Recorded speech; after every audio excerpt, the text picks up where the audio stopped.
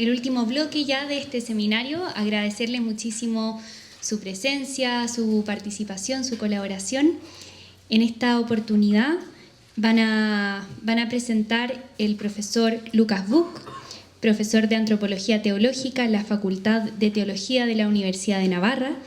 Escribió su tesis doctoral sobre el papel del Espíritu Santo en la obra reveladora de Dios, y algunas de sus publicaciones posteriores se han centrado en el estudio de la antropología relacional y de la libertad, en autores que van desde Duns Scoto hasta Joseph Ratzinger. Ha vuelto sobre temáticas neumatológicas a propósito también de la teología oriental del ícono, y esta ponencia la hará en conjunto con el profesor Pablo Arteaga, profesor asistente de nuestra Facultad de Teología, doctor en Teología Sistemática.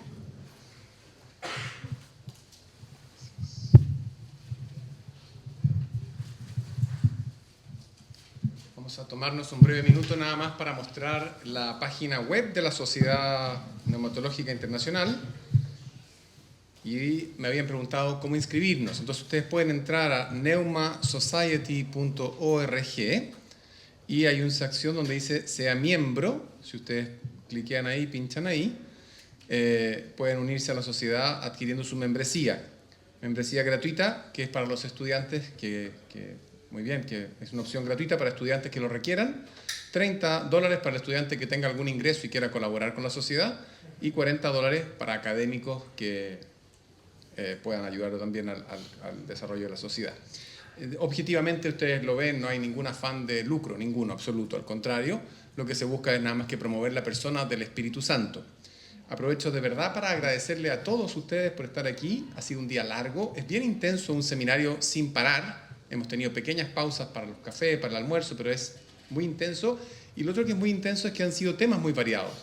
Me pareció muy valioso y muy interesante que tuviéramos un recorrido histórico con lo que se hizo acá, que tuviéramos testimonios con los jóvenes. O sea, ha sido desde diversos puntos de vista. Y la mañana fue riquísima, sin duda. Así es que agradezco a todos los que han participado, a todos los que se han interesado, a todos los que se han inscrito y a todos los que han venido también a participar activamente en el seminario. Una palabra de especial gratitud a la hermana Magdalene porque ha venido desde muy lejos, es un viaje muy rápido, estuvo aquí, llegó a las 7 de la mañana del domingo y se va el viernes al mediodía con 5 horas de diferencia de Inglaterra a Chile, así que es un esfuerzo grande. Muchas gracias, hermana. También valoro mucho el hecho de que usted haga todo un esfuerzo por el castellano, que lo habla muy bien. Así que muchas gracias, le agradecemos con cariño.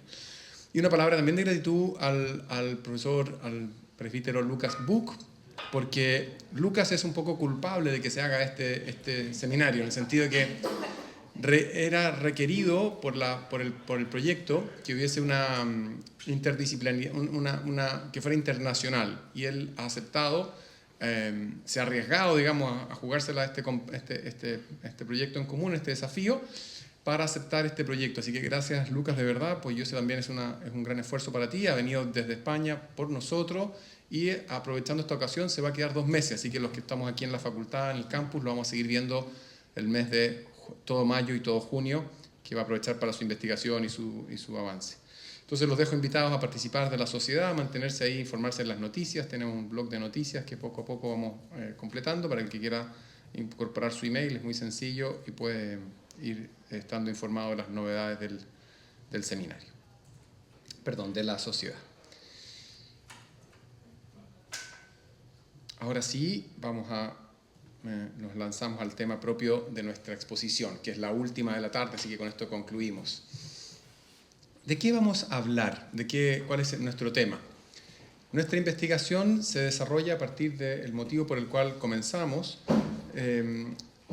¿Cuál es el rol del Espíritu Santo? Es decir, queremos estudiar el papel del Espíritu Santo en la escatología moderna, en la escatología actual, en el tratado escatológico. Y para eso teníamos que tomar ciertas opciones y ciertas decisiones. ¿De dónde surge este proyecto, este plan? Vamos a dividir este diálogo en 5 partes: el sentido de la investigación, que lo voy a explicar ahora; la visión general de los manuales estudiados, que lo vamos a compartir; luego la presencia del Espíritu Santo en la manualística, que va a estar el profesor Lucas; la provocación también Lucas; y finalmente un 5.º punto donde yo voy a explicar las dimensiones posibles a futuro del trabajo que hemos llevado adelante. El origen de esta investigación está en este texto, donde tuve la oportunidad de estudiar y investigar el rol del Espíritu Santo en la escatología de Congar. Y yo sostuve que el cardenal Congar, que es un dominico francés que murió el año 1995 y que fue muy central para la teología del siglo XX y muy particularmente para el Concilio Vaticano II, tiene una verdadera escatología y que esa escatología está marcada como una clave de lectura de toda su escatología por el papel del Espíritu Santo. La cosa interesante es que él mismo no lo vio así, o sea, no lo descubrió. Y yo pienso que en este texto queda demostrado bastante claramente que eso fue así, que él sí tiene una verdadera escatología. Congar colabora con los números escatológicos de Lumen Gentium. La comisión doctrinaria se lo pidió, la comisión teológica se lo pidió en su momento, y él trabajó esos números y lo desarrolló, y su escatología está esparcida en toda su teología, que se desarrolló, podríamos decir, a lo largo de todo el siglo XX. Particularmente él estudia al Espíritu Santo los últimos 30 años y habla en 23 ocasiones en todos sus escritos del Espíritu Santo como don escatológico. Y fue a partir de eso que yo siento y espero haber demostrado que la escatología de Congar tiene como clave de lectura el rol del Espíritu Santo. Es central para la escatología congariana. A partir de eso nos dimos cuenta, y lo conversábamos con Lucas, que en la escatología moderna nos parece que hay una falta neumatológica, entonces queremos desarrollar esa idea, y así comienza esta investigación. Segundo punto, entonces, es la laguna, que vamos a hablar a continuación. Es opinión común entre los teólogos contemporáneos manifestar una laguna neumatológica, es decir, una falta de presencia del rol del Espíritu Santo en la escatología, en este tratado escatológico. Así, por ejemplo, dos autores italianos actuales, Bordoni y Ciola, afirman en su manual que una de las principales lagunas en los tratados teológicos de escatología, estoy citando textualmente, especialmente en los manuales de teología latina, ha sido la relativa a la dimensión neumatológica, la que en cambio tiene un papel esencial en la escatología bíblica. Es decir, el rol del Espíritu Santo, cuando se lee la Biblia y el rol escatológico en la Biblia, hay un rol del Espíritu Santo, pero luego la escatología cristiana actual no lo trata suficientemente. Por su parte, Croce, por ejemplo, otro autor, sostiene, cito, que a estas alturas no puede dejar de ser sorprendente la ausencia total de referencia al Espíritu Santo en la perspectiva escatológica de la realización del reino de Dios. Se habla muy poquito, hay un vacío al respecto. Y en la misma línea, el autor Alviar, que si bien es de la India, Alviar, ¿no es cierto? Él es filipino, ha desarrollado su teología en España en los últimos años, expresa que en su escatología, él es un escatólogo afamado, que uno de los dos temas pendientes en el tratado escatológico es el acento trinitario del tratado. Y también manifiesta lo siguiente, cito a Alviar: aunque ya se ha logrado en gran medida la reconexión del misterio escatológico con Cristo y con su Pascua, la escatología y Cristo están bastante bien vinculadas, queda pendiente todavía una incorporación más completa de la dimensión neumatológica. Con este último complemento, que es reflexión sobre el papel clave del Espíritu en el misterio de la inserción humana en la vida intratrinitaria, el tiempo final es eso, es nuestra inserción en la vida divina, en la vida trinitaria, quedaría más orgánicamente expuesto el tratado sobre el escatón como misterio articulado en torno a un núcleo trinitario. Cierro la cita. La falta de consideración del rol del Paráclito en la escatología puede estar a la base de una cierta individualización de la escatología. Un reclamo que ya era de la época de Congar, de mediados del siglo XX, era que la escatología se había hecho algo muy individualista.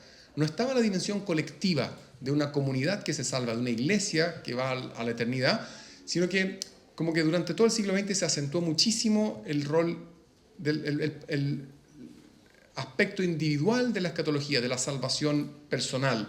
Y dice, en el fondo este autor, Bordoni y Ciola de nuevo, los dos autores, que el fundamento de esa individualización de la escatología pudiese estar en la falta de una neumatología presente en la escatología. O sea, si al Espíritu Santo le diéramos más realismo, más centralidad y más fuerza en la escatología actual, podríamos hablar más fácilmente de una escatología colectiva, de una escatología eclesial, comunitaria. Y lo cito diciendo así: parece que una cierta individualización de la escatología fue posible debido a la falta de referencia eclesiológica, por supuesto, y a su vez de anclaje neumatológico. En la presente exposición, ahora a continuación, en los próximos minutos, vamos a mostrar con el Dr. Buch sucintamente los resultados de la investigación que hemos llevado adelante, gracias al apoyo también de 4 ayudantes que han trabajado arduamente, respecto de qué tan cierta y profunda es esa laguna neumatológica. ¿Es verdad que hay una falta de Espíritu Santo en escatología? ¿Qué tanto es así? Para lograr nuestro objetivo, delimitamos la investigación a los textos escatológicos publicados desde el año 2000 en adelante, es decir, los últimos 25 años. Y nos concentramos particularmente en los manuales y monografías escritas en español, inglés, francés e italiano. Nuestra investigación se basó en un estudio de alrededor de más de 70 libros, más de 70 textos publicados desde el año 2000 en adelante. Y voy a mostrarles en un momento más qué constatamos. Paso así al punto C. Tuvimos un descubrimiento sorpresivo. Si bien hay una queja actual todavía, un reclamo por una mayor neumatologización de la escatología, descubrimos que sí hay presencia del Espíritu Santo en los manuales escatológicos. Voy a darles ahora los antecedentes y los números. Pero eso fue una relativa sorpresa para nosotros porque no lo esperábamos. Pensábamos no vamos a encontrar nada. Y sí había. Está relegado a un plano secundario, pero lo que hay es valioso y interesante. Y por eso digo ahí, hay una presencia reducida, pero que es relevante. Y eso es lo que esperamos mostrar. Y por eso podemos hablar de una emergente, o sea, como que está surgiendo una emergente escatología neumatológica. En concreto, nuestra investigación se fundó en estos 70 libros que hemos estudiado hasta ahora, y constatamos que 29 del total de los textos no mencionan para nada al Espíritu Santo. No aparece ni el nombre Espíritu, no aparece la palabra Espíritu, no hay un concepto que esté vinculado con el Espíritu Santo para nada. Otros 17 mencionan el nombre Espíritu, hablan, acuden a él, pero sin realmente darle importancia, no tiene una importancia verdadera. Y de esos 70, 25 de esos textos, estamos hablando alrededor de un tercio de los libros que he revisado, sí nombran y dan importancia al Espíritu Santo. No hay entre ellos textos que se dediquen particularmente a una escatología neumatológica, pero sí hay mención e importancia al rol del Espíritu Santo en escatología. Y eso es lo que estamos mostrando. Tras esta breve introducción, nuestra conferencia va a continuar con la exposición del Dr. Buch, en que explicará los resultados de nuestra investigación en el plano cualitativo y también los aspectos en que los textos más recientes de la escatología tienen presente la acción del Espíritu Santo. Para concluir, volveré a tomar yo la palabra con un breve apartado en que propondremos algunos elementos que se podrían explorar ulteriormente para abrir pistas futuras a una consideración más atenta del rol del Espíritu Santo en el tratado escatológico. Dejo al Dr. Buch con ustedes y vamos a ir acompañando su presentación.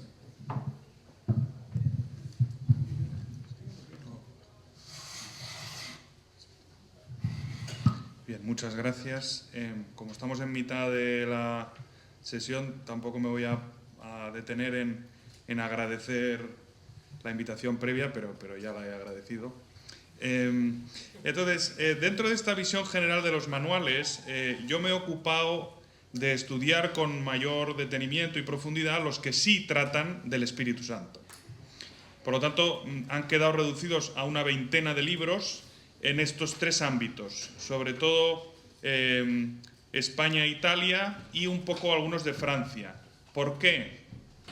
Porque son países, sobre todo España e Italia, donde hay una tradición docente más ligada a los estudios institucionales y por eso transmiten, digamos, el estado de la cuestión, no tanto los nuevos desarrollos, sino la manera en que se han integrado los desarrollos teológicos en la docencia común de la teología, ¿no? A diferencia de otros ámbitos en que la docencia está más ligada a la investigación o al abrir nuevos caminos, ¿no? Dentro de esta visión general se constatan como distintos enfoques. Un enfoque es el enfoque hermenéutico, que parte de la renovación del pensamiento propuesta por Martin Heidegger e integrada en la teología, en el ámbito teológico, sobre todo con algunas propuestas de Karl Rahner. Aquí sobre todo hay un gran manual que es el de Antonio Nitrola, son 2 volúmenes y es el que más desarrolla esta visión. Otro grupo de manuales tienen un enfoque teológico ontológico, muy en diálogo con la reflexión filosófica de tradición realista, que en algunos casos siguen el esquema de la manualística, digamos, tradicional, enriquecida por los desarrollos teológicos de las últimas décadas, y algunos de ellos son marcadamente tomistas, como el que ha aparecido en Francia de Marguelidon o el de Santiago Sanz en Italia. También con este enfoque teológico-ontológico de diálogo con la metafísica, digamos, realista, los de Aurelio Fernández y José Antonio Sayés, de ámbito español, y algunos más, pero bueno, no los cito todos. Y en tercer lugar, los de enfoque teológico trinitario, que están más en diálogo con la reflexión, más en diálogo con la escritura, con los padres, que asumen la perspectiva histórico-salvífica y trinitaria, que es un poco la de la Nouvelle Théologie, integrada en el Magisterio, en el Vaticano II y en los documentos posteriores, hasta el Catecismo, ¿no?, que presenta como una síntesis que asume todos esos elementos. En algún caso, como el de Albiar, integra también el pensamiento de Tomás de Aquino. Junto a los enfoques, las influencias. La influencia más marcada del discurso teológico en estos ámbitos es la de los autores protestantes. Por una parte, el debate entre escatología consecuente y escatología realizada entre finales del XIX e inicios del XX. Después, las propuestas de Oscar Cullmann, y en particular sus ideas sobre la inmortalidad del alma, y los desarrollos de Jürgen Moltmann, del que nos han hablado antes, y de Wolfgang Pannenberg, que son autores, curiosamente, que hablan mucho del papel del Espíritu Santo, y sin embargo, cuando se discute sus ideas, esa dimensión neumatológica no es la que se aborda, ¿no? Se abordan otras perspectivas.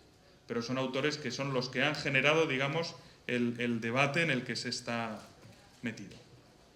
Los autores ortodoxos tienen mucha menor relevancia, quizá un poco más en ámbito italiano, donde ha habido mucho esfuerzo de estudio en el pensamiento religioso ruso de los siglos XIX y XX, de lo que se conoce como la Edad de Plata, y por eso se han integrado algunas tesis, por ejemplo, de Sergei Bulgakov, y también algunas más tradicionales como las de Palamas, pero mucho menos. Y, por supuesto, los autores católicos, en particular las tesis de Boros sobre la muerte y la resurrección, sobre la muerte y el juicio, las de Ruiz de la Peña, las de von Balthasar, aunque en estos autores y en los debates que surgen a raíz de sus ideas, apenas aflora la dimensión neumatológica. El autor contemporáneo que quizá más ha influido a hacer que resurja esa dimensión es, como comentaba el profesor Arteaga, Yves Congar. ¿Sí?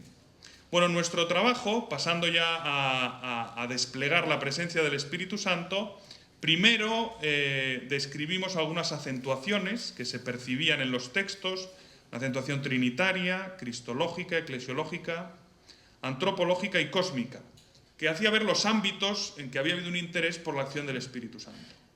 Pero en un segundo momento nos interesamos ya por los lugares o temas concretos del tratado en que se habla del Espíritu Santo, en que se pone de relieve el papel que tiene el Espíritu Santo.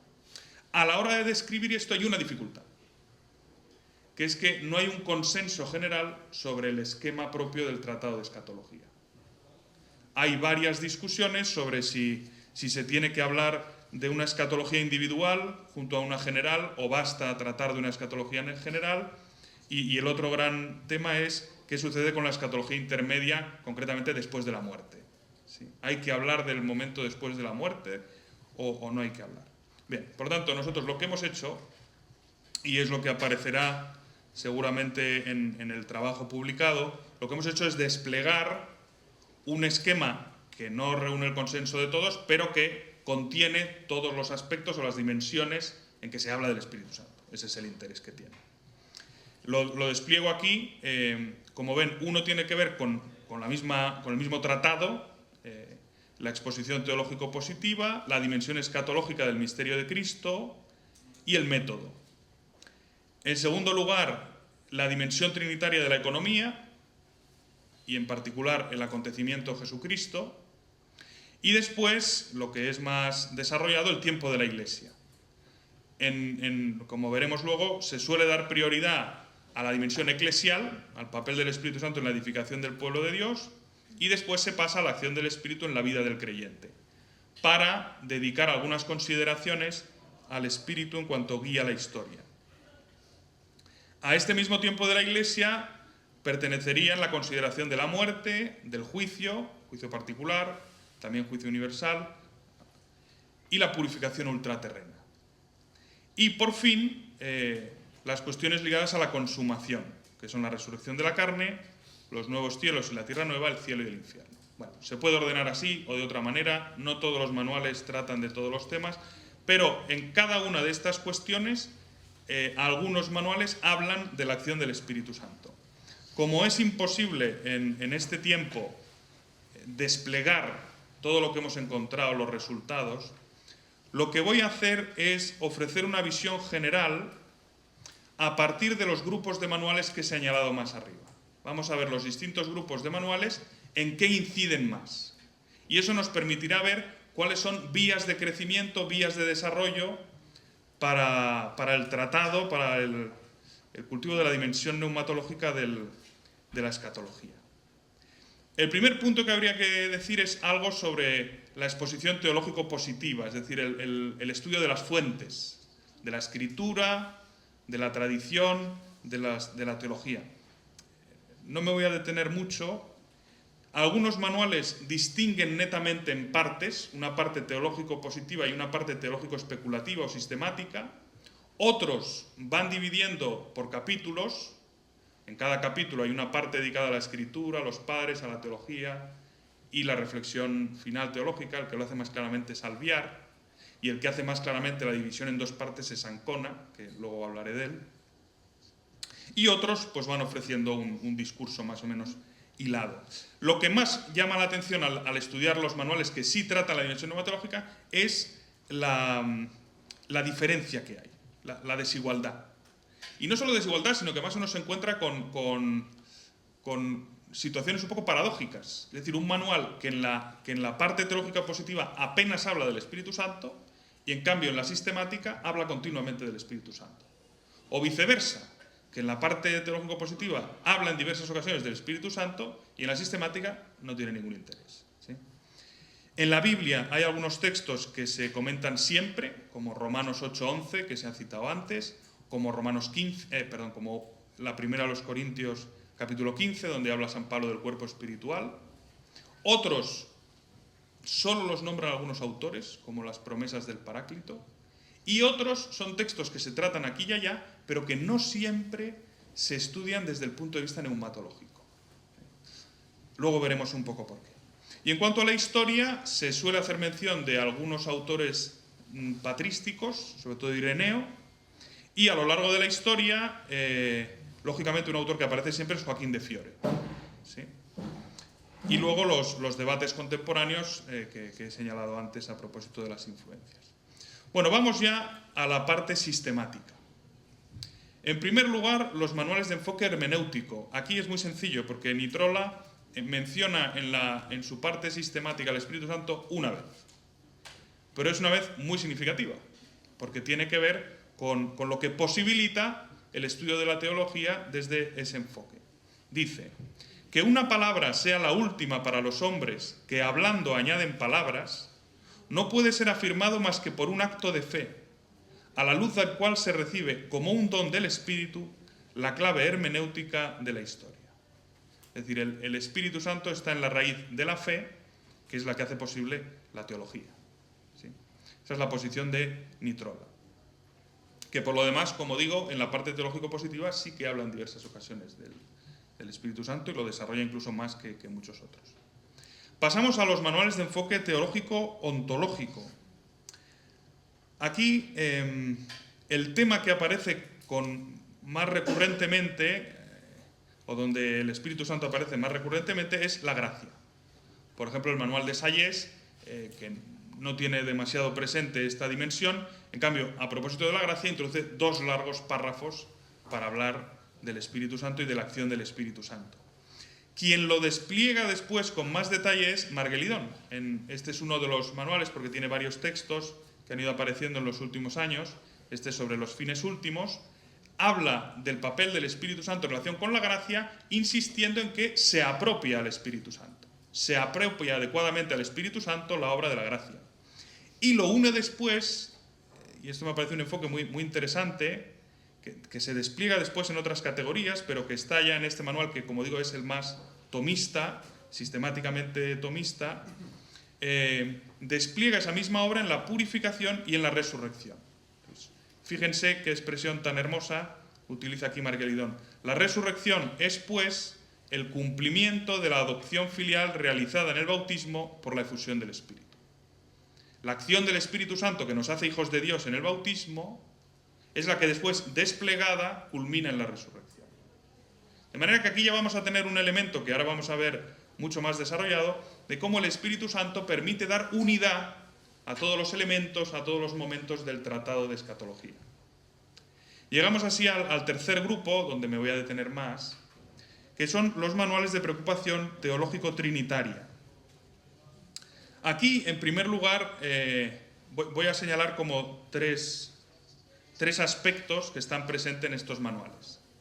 El primero de ellos es la afirmación de la dimensión neumatológica del tratado. El siglo XX lo que ha subrayado es el cristocentrismo de la teología y también cristocentrismo de la escatología. Y por eso puede ser que en muchos manuales quedara un poco en la sombra la dimensión neumatológica. Se pone el acento en Cristo, pero perdemos de vista al Espíritu, ¿no? Es lo que autores como Congar han ayudado a poner de relieve y a decir, bueno, no podemos hablar de Cristo sin tener en cuenta el Espíritu. El manual, por ejemplo, que tienen aquí en la imagen de José Rico Pavés, gira fundamentalmente en torno al centro cristológico. Es netamente cristocéntrico. Habla del Espíritu Santo en algunas ocasiones, pero lo que le interesa subrayar es que el centro se encuentra en Cristo. En cambio, este otro manual de Stancati, que recoge algunas lecciones universitarias y que no es un manual completo porque trata solamente del tratado de escatología, de la muerte y de la resurrección. Hay otros temas que quedan fuera.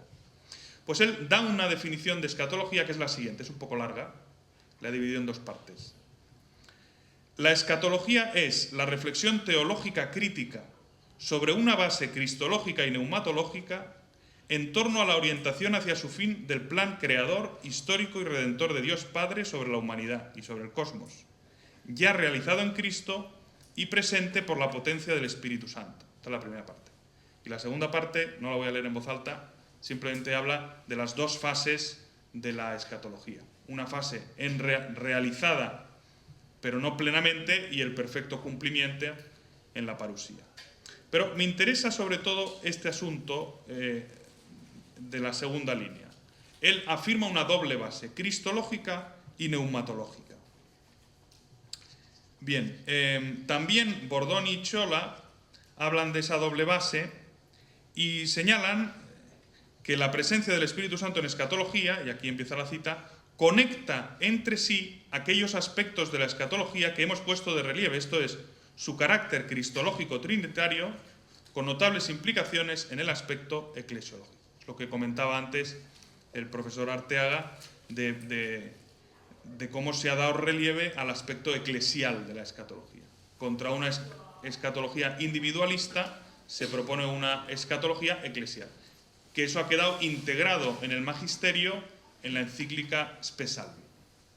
Esa crítica aparece desplegada por Benedicto XVI y se da una respuesta, ¿no? Pues aquí Bordoni y Ciola lo que afirman es que el Espíritu Santo es el que permite mantener unidas estas dimensiones, desde el fundamento cristológico trinitario hasta el modo en que eso alcanza a la persona a través y en la Iglesia.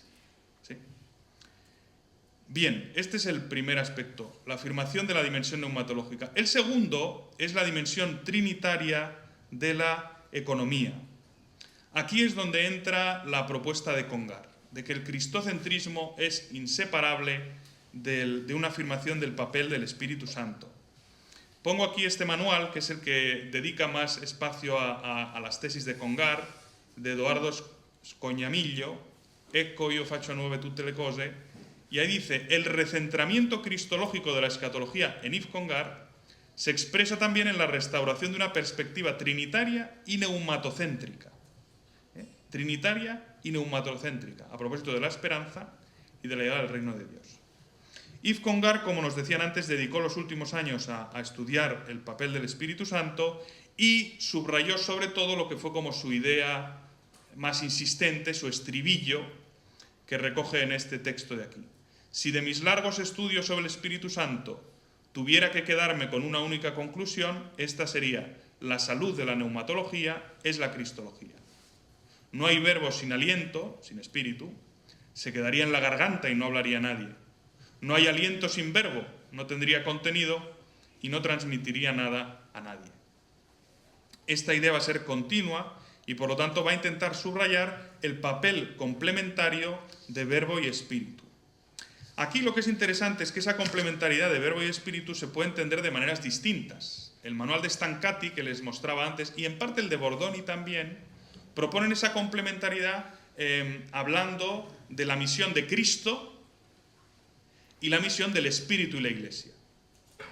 Ahí se separaría, digamos, el papel del verbo tendría que ver con Cristo y el papel del Espíritu con la Iglesia. ¿Sí? Cómo eso luego se proyecta en la historia. En cambio, la postura de Congar es que verbo y espíritu están unidos ya en el mismo Cristo. Esto se ha comentado antes a propósito de von Balthasar. Congar propone en este sentido una cristología neumatológica, que considera el papel del Espíritu Santo en el mismo Cristo. Fíjense lo que dice en este texto. Es en primer lugar en Cristo donde se unen las dos manos del Padre, utilizando la famosa expresión de San Ireneo, el verbo y el aliento. En Cristo mismo. En Cristo mismo. En Cristo mismo y después en la Iglesia. En toda la economía, verbo y espíritu obran a la vez.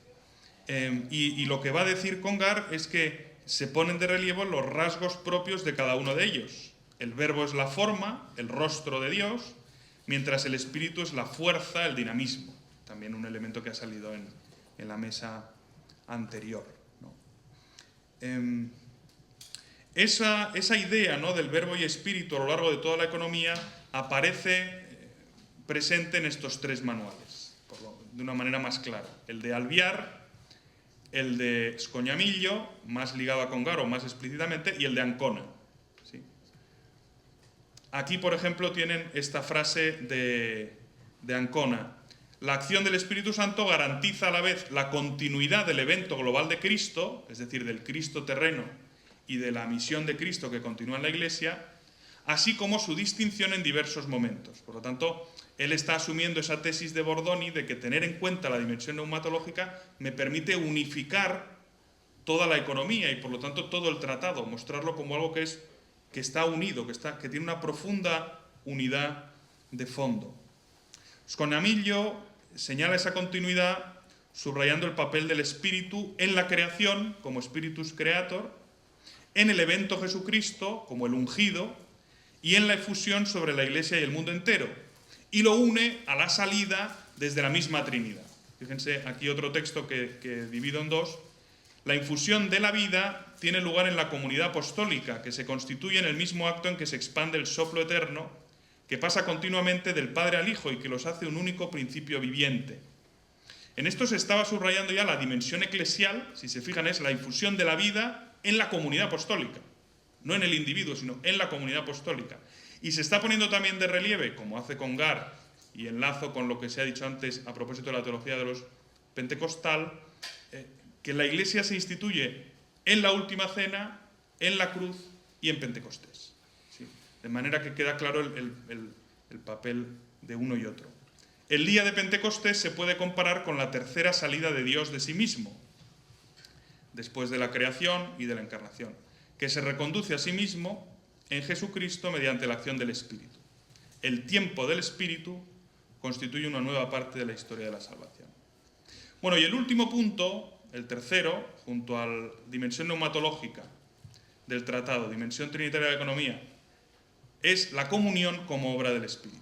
Aquí tienen la frase de San Pablo: la gracia del Señor Jesucristo, el amor de Dios y la comunión del Espíritu Santo estén siempre con todos vosotros. La palabra comunión es fundamental en la teología de la segunda mitad del siglo XX, del posconcilio, digamos, ¿no? Esta idea de la comunión entra en los manuales de mayor sensibilidad neumatológica de dos maneras. Por una vía eclesial, es decir, a partir de la comunión como obra del Espíritu Santo en la Iglesia, en los manuales italianos de mayor sensibilidad neumatológica. Y esto lo vemos, por ejemplo, en el manual de Sconamillo, donde afirma: la meta última de la constante operación misión del Espíritu es la unión completa del Mesías crucificado y resucitado con su comunidad. Y los otros manuales, cuando hablen de la escatología y de la existencia escatológica del creyente, van a anteponer la dimensión eclesial. Primero es la existencia escatológica en la Iglesia y después la del creyente individual, ¿sí? Eso en estos tres manuales es el enfoque que toman. El otro es la que se puede llamar la vía personalista, que es la que toma Albiar, donde afirma la no individualidad, la comunionalidad, pero en términos más de relación interpersonal. Por ejemplo, al describir el reino de Dios, la realidad relacional e interpersonal constituye la esencia misma del reino. Y eso está en Albiar porque él pone por delante la consideración de la cristificación del creyente. El Espíritu Santo es aquel que cristifica al creyente, que identifica al creyente con Cristo. Y eso es para él, digamos, el elemento del que nace después todo lo demás. La tercera persona es quien transforma nuestras personas, cristificándolas o identificándolas mistéricamente con la persona del Hijo. Es lógico que el Paráclito ejerza ese papel, siendo como es vínculo sustancial entre Padre e Hijo, ¿sí? Tanto una vía como la otra llegan a la misma conclusión, ¿no? Que es esa idea de la escatología eclesial, pero cada uno con sus acentos. En el caso de Albiar, sería interesante ver si no se puede desarrollar un poco más esa línea, supongo que lo dirá luego el profesor Arteaga, teniendo en cuenta la doctrina oriental de la divinización, como obra también especial del Espíritu Santo.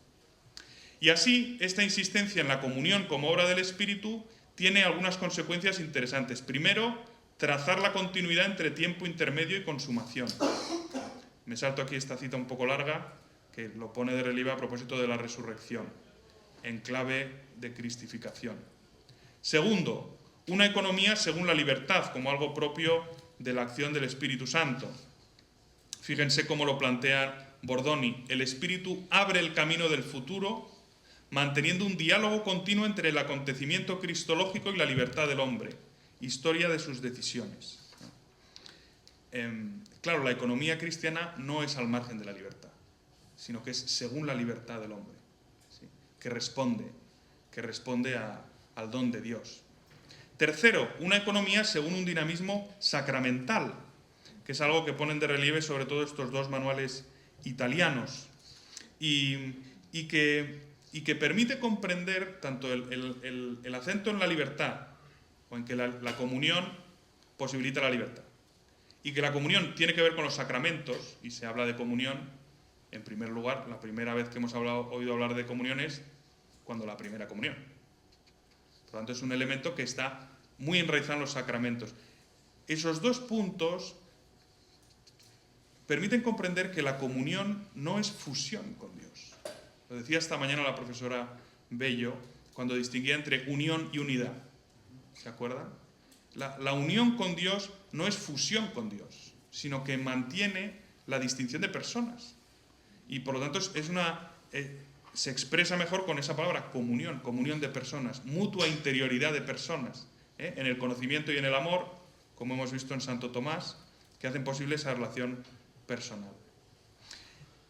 La expresión comunión permite hablar también de la consumación del cosmos. Fíjense, este texto también es muy hermoso, de Ancona. En la parusía el Espíritu de Dios realizará la perfecta comunión, no solo entre los hombres, sino también de los hombres con lo creado y con todas las buenas obras realizadas por el ingenio humano. Una íntima unión, esta última, totalmente transfigurada en la gloria de Cristo. Así, el considerar el papel del Espíritu Santo permite responder a ese debate que hubo en torno al Concilio Vaticano II entre encarnacionistas y escatologistas. Es decir, entre los distintos modos de entender de qué manera la acción humana puede preparar los nuevos cielos y la tierra nueva. La acción del Espíritu Santo, la presencia del Espíritu Santo en los corazones, en la Iglesia, y por lo tanto también en la acción de los cristianos y de la Iglesia en el mundo, preparan los nuevos cielos y la tierra nueva. Esto tiene también algunos desarrollos que supongo que hablará luego el profesor Arteaga. Y finalmente, el término comunión permite comprender también la realidad de la vida eterna. En los manuales actuales, aunque se habla habitualmente, no en todos, pero habitualmente se habla de visión beatífica y comunión con Dios, en estos manuales de enfoque trinitario se suele dar prioridad a la comunión con Dios, como queriendo evitar una deriva intelectualista, aunque la visión de Dios va unida a la comunión con Dios, como recoge el texto de la primera carta a San Juan. El término comunión permite entender también la vida eterna y el papel que tiene en ella el Espíritu Santo. Este es el manual de Colzani. Puesto que el Espíritu de Cristo es lo que es decir, el beso de amor entre el Padre y el Hijo, la comunión personal con Él será comunión personal con aquel Hijo en el cual contemplamos al Padre, en el cual somos unidad de amor. Fíjense cómo está unido la contemplación con la unión, y todo es gracias al Espíritu Santo que hace posible esa comunión con Dios. Y termino con una provocación, dando paso ya al profesor Arteaga, que es la que lanzaba Albiar en este librito de balance en el año 2001. Ahí proponía: la escatología aparece como obra especialísima del Paráclito. ¿No cabría plantear entonces el misterio de la consumación como obra que protagoniza de manera particular la tercera persona de la Trinidad? La nueva creación, la resurrección, la gloria final, la divinización, todo eso se puede explicar como obra del Espíritu Santo. Y por lo tanto la provocación, en línea con lo que planteaba antes el profesor Arteaga, es: ¿no sería posible una escatología neumatológica? Claro, el manual que publicó un poco después es un intento de planteamiento. Los otros manuales, con sus otros enfoques, con sus otros acentos, son otras propuestas. Quizá estamos aún a la espera de un desarrollo que permita una escatología neumatológica que tenga presentes todas esas dimensiones y sensibilidades. Pues yo con esto le paso la palabra al profesor Arteaga.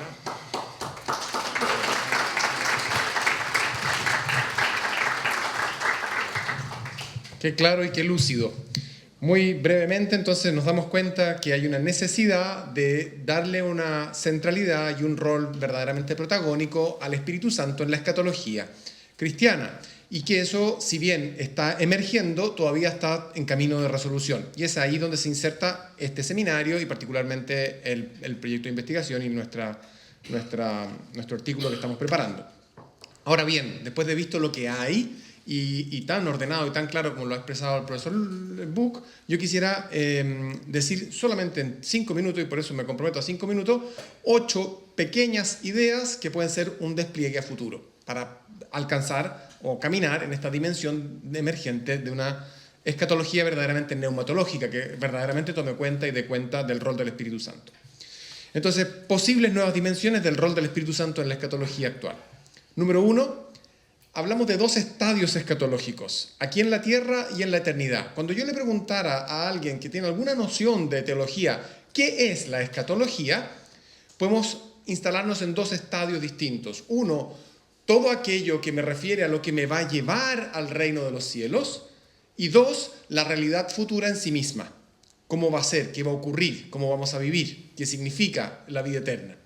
Y entonces el Espíritu Santo juega un doble rol, porque es aquel que tira la historia, jalonea, diría Congar, la historia actual hacia el futuro. Es el dinamizador, el que empuja, el viento, el que sopla, es el que le da vida, el fuego que enciende, que lleva a algo que va a ocurrir en el futuro.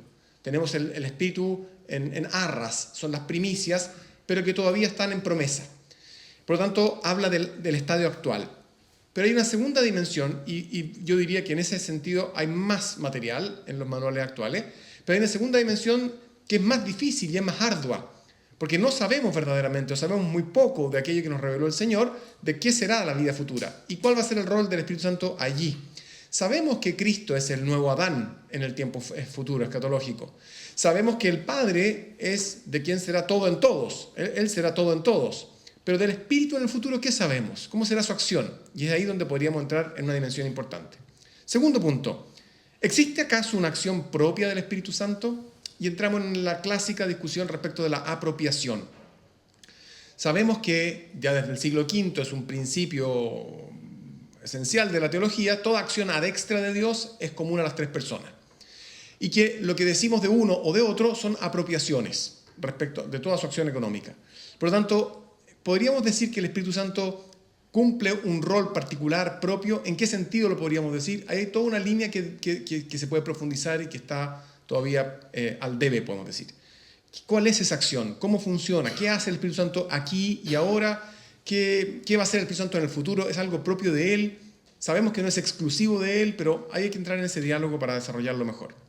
Número 3, la perspectiva de la divinización. Lo decía el profesor Lucas respecto del mundo ortodoxo en particular, pero es importante recordar lo que la doctrina de la divinización, especialmente presente en la teología oriental, ofrece una clave de lectura que unifica toda la economía salvífica. Es decir, no es solamente algo, es este tejido del que hablaba él hace un momento. En Occidente, Shiven, por su parte, propuso una continuidad entre naturaleza, gracia y gloria. En Oriente, autores como Evdokimov, Palamas han desarrollado esta visión con mayor profundidad. La divinización no es solo un proceso cristológico, sino también neumatológico. Es decir, me voy cristificando. Esa tarea la realiza el Espíritu en mí. Hay también ahí toda una línea por desarrollar y que se puede desplegar mucho más potentemente. Luego, el número 4, el rol del Paráclito en el juicio. Aquí lo descubrimos juntos hace no mucho con el profesor Buch, que hay un texto tan evidente y tan claro de Jesús en la última cena, cuando dice que en Juan 16, 8 al 11, se afirma que el Espíritu vendrá para convencer al mundo en lo referente al pecado, a la justicia y al juicio.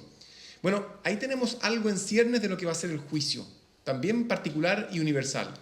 El Espíritu tiene que ver con el juicio, está directamente puesto por las palabras de Cristo, directamente actuando en el juicio. Y el Señor dice que el juicio va a ser justamente que no creímos en Él, que el juicio es al príncipe de este mundo y a nosotros por no haber creído en Él. La justicia, el juicio, el pecado. El pecado no haber creído en Él, la justicia de lo que le corresponde, que es irse al Padre, y el juicio que es para el príncipe de este mundo, para el demonio. Un quinto punto que sería interesante desarrollar en una futura escatología neumatológica es la purificación ultraterrena y la teología del descenso a los infiernos. Esa purificación ultraterrena se refiere evidentemente al purgatorio. La teología oriental ha desarrollado con más profundidad la doctrina del descenso a los infiernos, ha hablado más de este tema, vinculándola con la purificación y la espiritualización del alma. Simeón, el nuevo teólogo, describe esta purificación como una iluminación progresiva que realiza justamente el Espíritu Santo. Creo que en el mundo latino todavía queda mucho por desarrollar y desplegar a este respecto. No me detengo más aquí. Una sexta y penúltima tarea que podría ser línea de desarrollo, una dimensión nueva a desarrollar para una correcta escatología neumatológica, es la acción del Espíritu en la historia, es decir, los signos de los tiempos. Y ahí tenemos al profesor Freddy Parra, que es de nuestra facultad, que ha desarrollado una interesante reflexión sobre la acción del Espíritu en la historia actual, en el mundo actual, a partir de la teología latinoamericana. Ahí Mario Luis le puede interesar el punto. El Espíritu, dice él, es el fundamento de la esperanza. Su acción impulsa a la Iglesia a discernir los signos de los tiempos. Esta dimensión neumatológica conecta la escatología con la praxis histórica y nos invita a ver en los procesos sociales, culturales y eclesiales ya anticipaciones del reino. También en los procesos de la humanidad.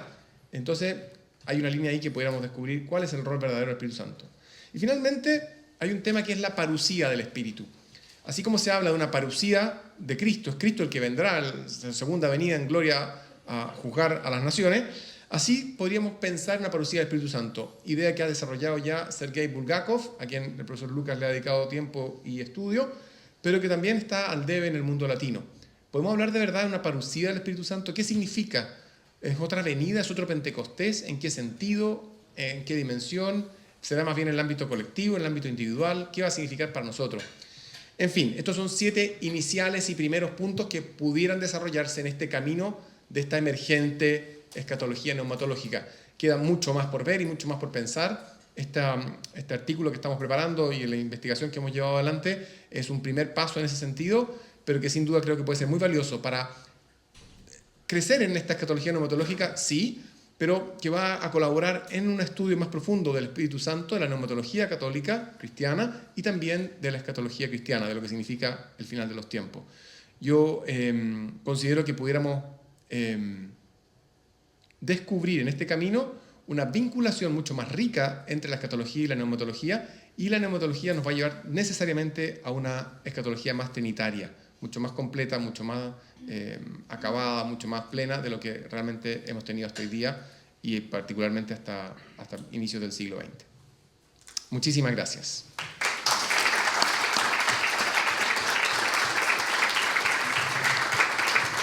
En virtud del tiempo, yo me quería...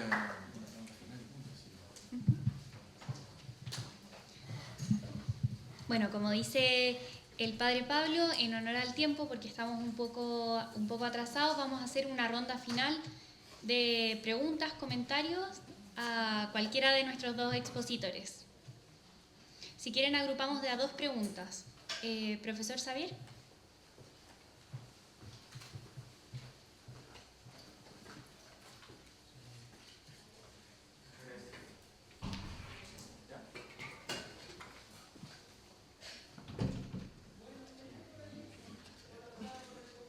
Ya está. Pero bueno, sí, ya, funciona, perfecto. Sí, estupenda presentación y obviamente que más allá del artículo estamos esperando el tratado de escatología pneumatológica. Yo solamente preguntar por una aclaración. Esta última lámina, el punto 5, ¿cómo llegaron a estos 7 puntos? ¿Cuál es la lógica que hizo que seleccionaran estos 7 puntos? Si hay una articulación o una lógica detrás. ¿Alguna otra para agrupar?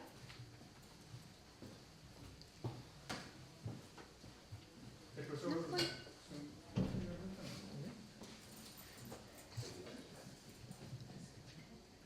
Si quiere responder entonces. Bien. Ocurre una cosa que le ha tocado a usted, Xavier, también alguna vez, y es que en el camino uno va diciendo, aquí falta algo. Esto está dicho, pero no suficientemente, o hay una puerta que se pudiera abrir. Entonces pasa que al ir leyendo los textos, al irlos encontrando, vamos encontrando estos puntos. Yo de hecho diría que el orden no debiera ser, o sea, no tiene un orden establecido. Sí, como criterio es aquello que vimos más débil, o aquello que vimos que posiblemente estaba en la teología ortodoxa o en la teología evangélica y que no lo teníamos nosotros. Entonces, creo que hay todavía mucho por ver, pero esos son los criterios de fondo. Y en ese sentido, de verdad, quedan otras preguntas. Habría que seguir avanzando.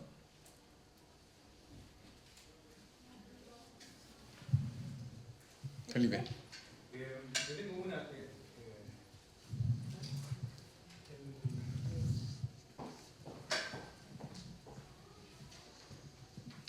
Sí, bueno, primero muchas gracias por la presentación, por todo lo que han preparado, en verdad. No he podido estar todo el día, pero en verdad ha sido muy enriquecedor. Veo que detrás hay una opción metodológica bien concreta a propósito de las lagunas de la neumatología en general en el siglo XX y en la teología. ¿Y por qué entrar como a una escatología neumatológica y no de frente a una neumatología escatológica? ¿Por qué esa opción? Entiendo que nos permite resaltar estos elementos, pero la opción tampoco me parece que es ingenua. O sea, detrás puede esconder una motivación. Porque de alguna manera entrar a una escatología neumatológica no es como imitar el mismo gesto de entrar como vadeando a la neumatología y no in recto a ella. Me permito, porque me pasó. Yo quise hacer un estudio, cuando el tema del estudio doctoral, digamos, yo quise hacer un estudio de la neumatología, pero me di cuenta que sería mucho más interesante. La diferencia entre una y otra cosa, para explicar lo que está preguntando Felipe, es, o yo me paro en la neumatología y me pregunto cuál es el rol de la escatología dentro de la neumatología, o me paro en la escatología y me pregunto qué rol tiene el Espíritu Santo para la realización de la escatología.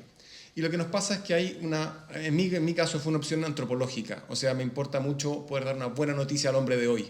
Y esa buena noticia incluye el desarrollo total y pleno del ser humano que se va a realizar en la escatología. Entonces, a mí me gustaría que pudiéramos ver todas las dimensiones de la teología desde el Espíritu Santo, o bien el rol del Espíritu Santo en todas las dimensiones de la escatología, de la teología. Entonces, ese es el camino que estamos haciendo. Hoy día trabajamos la escatología neumatológica Te invito, y quizás vamos a hacer nosotros dos, o tú con el doctor Buch, no sé, el día de mañana, que verán la cristología neumatológica o la mariología neumatológica, es decir, las distintas dimensiones, o la patología neumatológica. Es decir, cuál es el rol del Espíritu Santo en las distintas dimensiones de la teología. Porque si hay una laguna en escatología, la verdad es que hay una laguna neumatológica en toda la teología. Se habla poco, se conoce poco. Yo por eso valoro tantísimo que estemos hoy día aquí, todo un día entregado, agotado de ustedes ya pasándome 20 minutos del tiempo, dedicándonos a conocer y estudiar un poco mejor a la persona del Espíritu Santo y su acción, el impacto de su acción y de su presencia en nosotros. Así que esa es una opción por ese camino. Yo lo dejaría aquí, Ignacia, no, porque creo que es un poco tarde ya para todos, pero les agradezco mucho.